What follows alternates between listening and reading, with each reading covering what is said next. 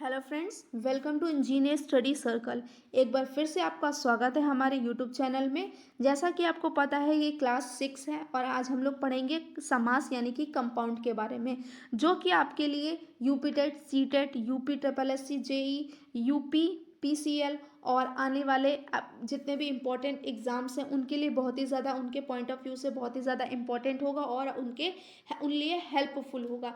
अगर आप ये वीडियो देखते हैं तो समाज से कोई भी एक कोई क्वेश्चंस आएगा, आप उसको गारंटी श्योर आप उसको कंप्लीट कर लेंगे।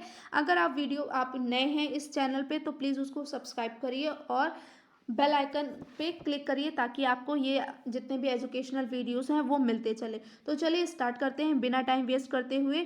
तो सबसे पहले पढ़ते हैं कि समास क्या होता है। समास दो अथवा दो से अधिक शब्दों से मिलकर बने हुए सार्थक शब्द को क्या कहते हैं? समास कहते हैं। अगर दो या दो से ज़्यादा शब्दों को आपस में जोड़ देंगे और एक नया शब्द बनेगा पर वो मीनिंगफुल होगा तो उसको क्या कहेंगे? समास कहेंगे। और समास का शाब्दिक अर्थ क्या होता है? संक्षेप होता है। यानी कि जब समास की प्रक्रिया को क्या बोलते हैं? संक्षिप्तीकरण बोलते हैं। इसके बाद देखते हैं समस्त पद और समासिक पद क्या होते हैं। समास के नियमों से बना शब्द समस्त पद या सामासिक शब्द कहलाता है। इट मीन्स जब हम दो या दो से शब्दों को आपस में जोड़ देंगे तो जो तीसरा शब्द हम लोगों को बन के नया शब्द मिलेगा उसी शब्द को क्या बोला जाएगा? समस्त पद या सामासिक पद बोला जाएगा। नेक्स्ट देखते हैं अब कि जो समास विग्रह होता है वो क्या होता है। समस्त पद के सभी पदों को अलग अलग किए जाने की प्रक्रिया समास विग्रह या व्यास कहलाती है। जब हम दो या दो शब्दों को आपस में मिलकर एक नया शब्द बनाएंगे तो वो समास कहला देगा। बट अगर उन्हीं शब्दों को जब हम अलग करके लिखना चाहेंगे, उनको ब्रेक करना चाहेंगे, तब वो समास विग्रह कहलाता है। एग्जाम्पल देख लेते हैं। नील कमल। नील कमल एक आपका क्या है? शब्द बना है। नील और कमल को मिलाकर दो शब्द को मिला के नील कमल बन गया है।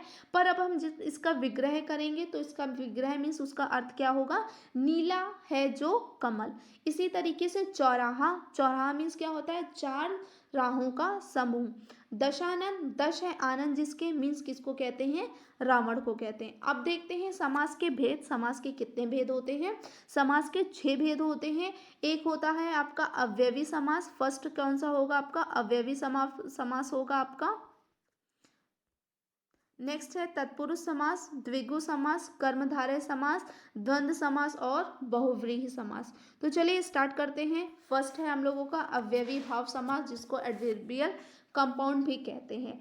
अव्ययी समास के बारे में जानेंगे उससे पहले आप ये जान लीजिए कि इसमें दो पद होते हैं समास में। पहला पद यानी कि पहला शब्द पूर्व पद होता है और दूसरे शब्द को क्या बोलते हैं? उत्तर पद बोलते हैं। जिस तरीके से यहाँ पे देखेंगे नील कमल, तो नील कमल में पहला पद आपका पूर्व पद है और कमल हमारा क्या है?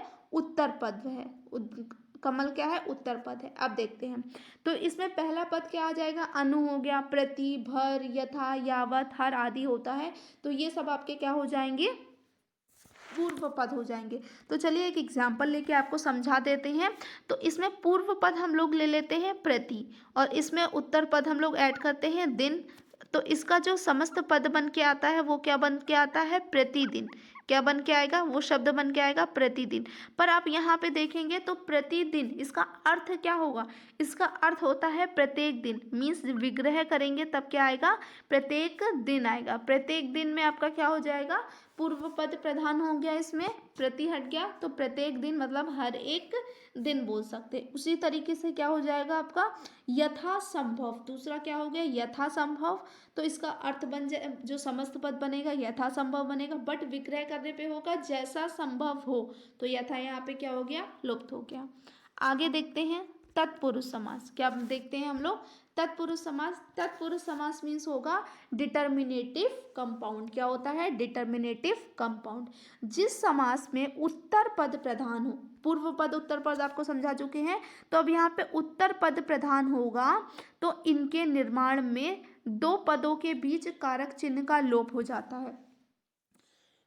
क्या होगा, इसमें दो जो पद होंगे उनके दो पद के बीच में जो चिन्ह आएगा, यूज किया जाएगा, वो क्या होगा, लोप हो जाएगा, हट जाएगा। एग्जाम्पल देखते हैं जिससे आपको बहुत अच्छे से समझ में आएगा। राजा का पुत्र, तो क्या हो गया, राजपुत्र।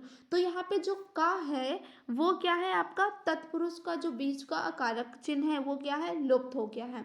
उसी तरीके से धर्म का ग्रंथ क्या हो जाएगा, धर्म ग्रंथ। रचना को करने वाला तो क्या हो गया, रचनाकार। आगे देखते हैं, जो तत्पुरुष होते हैं तो वो विभक्तियों के नियम के अनुसार भी वो कितने, उसके कितने भेद होते हैं, 6 भेद होते हैं। किसके, तत्पुरुष के। पहला है कर्म तत्पुरुष, करण तत्पुरुष, संप्रदान तत्पुरुष, आपदान तत्पुरुष, संबंध तत्पुरुष और अधिकरण। तो अब इसमें बात करेंगे तो क्या देखेंगे, तत्पुरुष। तत्पुरुष में कर्म कारक की अगर देखें, विभक्ति देखें तो तत्पुरुष में विभक्ति का, इसकी विभक्ति क्या होती है, को होती है। मीन्स अगर एक एग्जाम्पल लीजिए, गगन को चूमने वाला, तो इसमें को क्या होगा, लुप्त हो जाएगा, हट जाएगा। तो जो समस्त पद बचेगा वो क्या हो जाएगा, गगन चुंबी। सिमिलरली आ जाएगा यश को प्राप्त, तो इसमें को लुप्त हो जाएगा तो बचेगा क्या, यश प्राप्त। इसके बाद में आता है करण।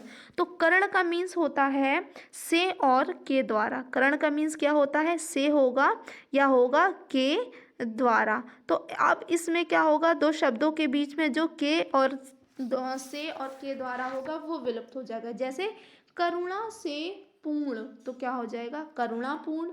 शोक से ग्रस्त, शोकग्रस्त। सूर्य द्वारा रचित तो सूर्य रचित। I hope I am clear. Next है संप्रदान तत्पुरुष। संप्रदान मीन्स होता है दे देना, कर देना। तो संप्रदान में क्या आ जाएगा, के लिए। संप्रदान में क्या यूज करते हैं, के लिए। तो किस तरीके से एग्जाम्पल लेंगे इसमें, जैसे प्रयोग के लिए शाला, तो यहाँ पे के लिए लुप्त हो जाएगा, क्या बचेगा, प्रयोगशाला। सिमिलरली यज्ञ के लिए शाला तो यज्ञशाला। अगर पूछेंगे देश के लिए भक्ति तो देशभक्ति हो जाएगा। नेक्स्ट देखते हैं आपदान पुरुष। आपदान में आपका होगा जो अलग करना होगा, सेपरेट करना होगा, तो मीन्स क्या यूज करेंगे यहाँ पे, से।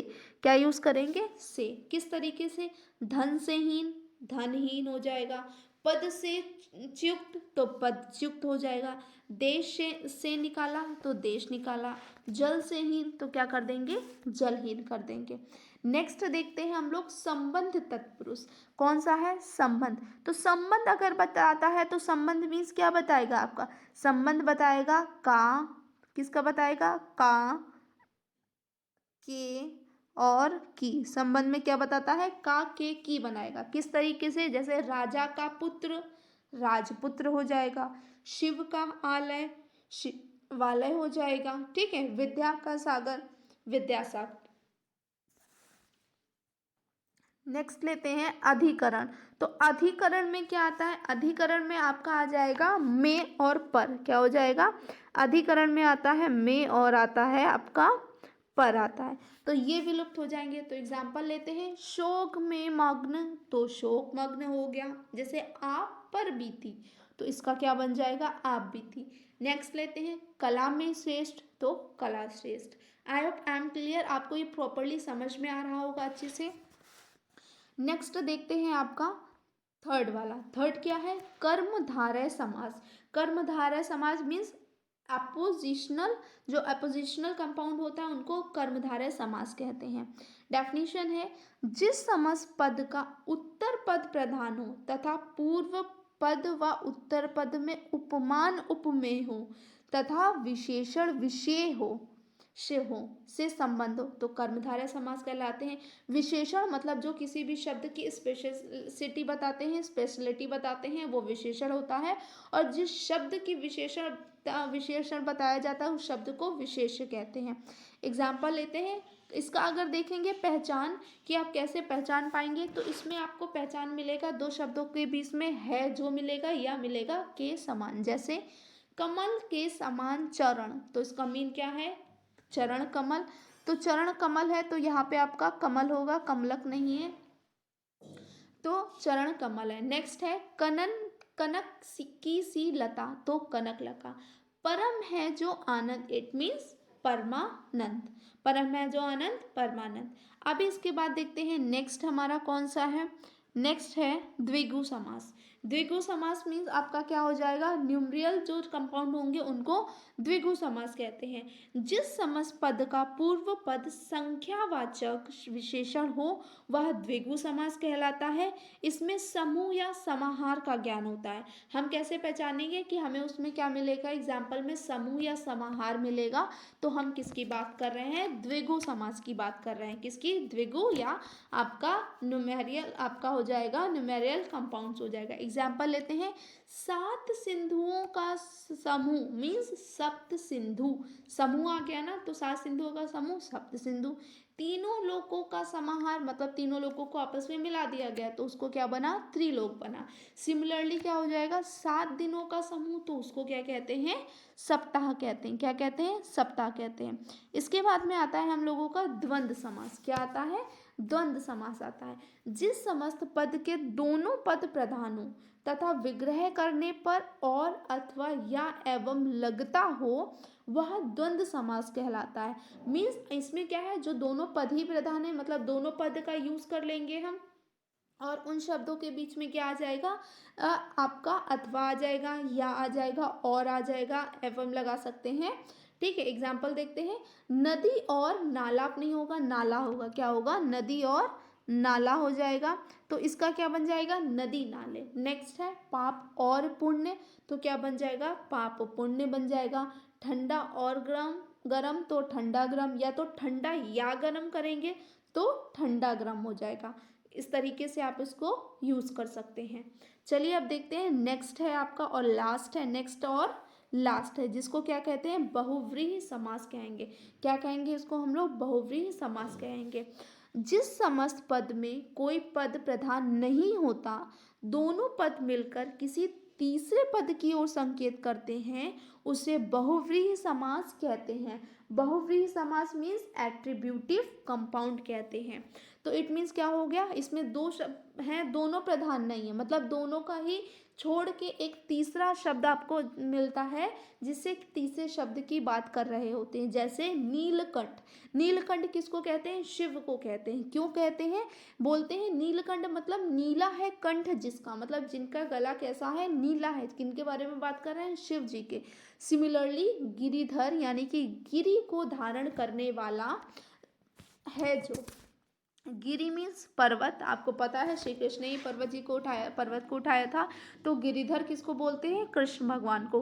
प्रधानमंत्री, मंत्रियों में प्रधान है जो, उसको क्या कहते हैं, प्रधानमंत्री बोलते हैं। क्या बोलते हैं, प्रधानमंत्री। आई होप आपको ये प्रॉपरली समझ में आ गया है कि समास और कंपाउंड क्या होते हैं। तो चलिए इसके कुछ क्वेश्चंस कर लेते हैं जो आपके प्रीवियस ईयर क्वेश्चंस हैं। इसी तरीके से आपके क्वेश्चंस पूछे जाते हैं, कुछ भी आपको टफ नहीं होता है। तो चलिए स्टार्ट करते हैं और ये आंसर्स आप कमेंट बॉक्स में देते रहिए और आप देखिए आपको क्या समझ में आया। फर्स्ट क्वेश्चन है, दो अथवा दो से अधिक शब्दों से मिलकर बने हुए सार्थक शब्दों को क्या कहते हैं। तो क्या कहते हैं आप बताएंगे, संधि कहते हैं, समास कहते हैं, अव्यय कहते हैं और छंद कहते हैं। तो इसका आंसर क्या है, समास है। नेक्स्ट क्वेश्चन है हमारा, समास का शाब्दिक अर्थ होता है, क्या होता है, संक्षेप होता है, विस्तार होता है, विग्रह होता है, विच्छेद होता है। तो समास का आपका शाब्दिक अर्थ क्या कहलाता है, संक्षेप कहलाता है। नेक्स्ट क्वेश्चन की तरफ मूव करते हैं, जिस समास के दोनों पद प्रधान होते हैं वहां पर कौन सा समास होता है। अगर दोनों पद प्रधान होंगे तो कौन सा होगा, द्वंद्व समास होगा, द्विगु समास होगा, तत्पुरुष समास होगा आपका, या फिर बहुव्रीहि समास होगा। तो इसका आंसर क्या है हमारा, द्वंद्व समास होगा। कौन सा समास होगा, द्वंद्व, जिसके दोनों पद प्रधान होंगे वहां पे कौन सा समास होगा, द्वंद्व समास होगा। नेक्स्ट क्वेश्चन है, पाप पुण्य में कौन सा समास है, द्विगु समास है, द्वंद्व समास है, तत्पुरुष समास है और कर्मधारय समास है। तो आप बताएंगे कि इसका आंसर क्या होगा, द्वंद्व समास होगा। इसका अंत क्या है, द्वंद्व है, यानी कि पाप पुण्य मीन्स पाप और पुण्य। नेक्स्ट क्वेश्चन है और लास्ट क्वेश्चन है, देश प्रेम में कौन सा समास है। देश प्रेम मतलब देश के लिए प्रेम, तो आप इसमें आप बताएंगे कि अव्ययी भाव समास है, तत्पुरुष समास है, द्विगु समास है, बहुव्रीहि है। तो इसका सही समास क्या है, तत्पुरुष समास है। आई होप आपको ये सेक्शन बहुत ही अच्छी तरीके से समझ में आया है। अगर ये आपको लर्निंग आपका इम्पैक्टफुल लगा है, आपको ज़रा सा भी इन्फ्लुएंस किया है, आपको समझ में आया है, आपके ऊपर थोड़ा सा भी इम्प्रेशन पड़ा है इसका और आपके लिए ये हेल्पफुल रहा है, तो please share, subscribes and likes. अगर आप नए हैं तो इसका बेल आइकन भी क्लिक क्लिक कर दीजिएगा, ताकि इसी तरीके से एजुकेशनल वीडियोस आपको मिलते रहें और आप अपने एग्ज़ाम में बहुत अच्छा करते रहें, स्कोर अच्छे से करें। Thanks for watching.